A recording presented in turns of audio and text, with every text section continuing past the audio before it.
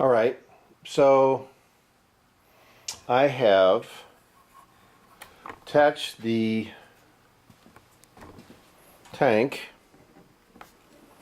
to the bottom of the cell. I've attached the sight glass, if you will, although it's got a serious twist in it, and I'm hoping that's not going to be a problem.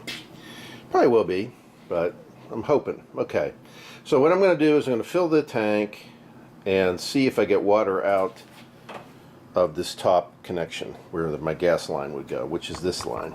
This line will attach into there, and like I say, I'm using the bubbler and the fluid fill the same, and so that's my plan at this point.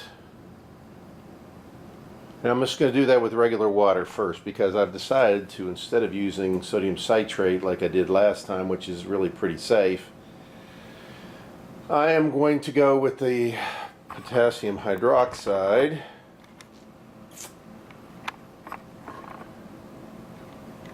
which is not at all safe. It's like Drano. It's caustic. So you don't want to get that on you. But so to test the leaking first, I'm going to just use water. That seems to make the most sense to me.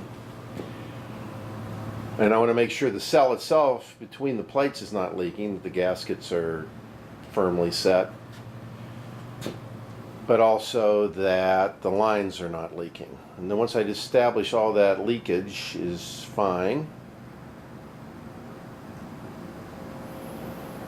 in other words, not leaking, I will then put some potassium hydroxide in the tank that feeds it. The only problem is, I guess I just have to let it flow through.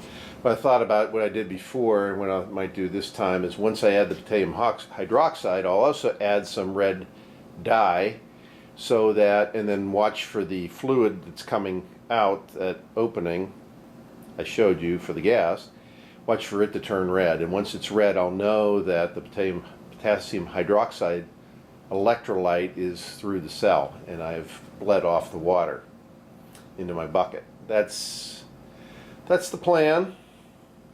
I don't know how they do it in real life on these professionals on YouTube, but that's how I'm going to do it. Then, once I know that I have no leaks, that I have the potassium hydroxide in the cell, then I will plug it in. Well, hook up my leads from the cell to the DC side of the I forget what it's called, the gizmo that changes from AC to DC, bridge rectifier, and then plug it in and see if I get any gas. Okay.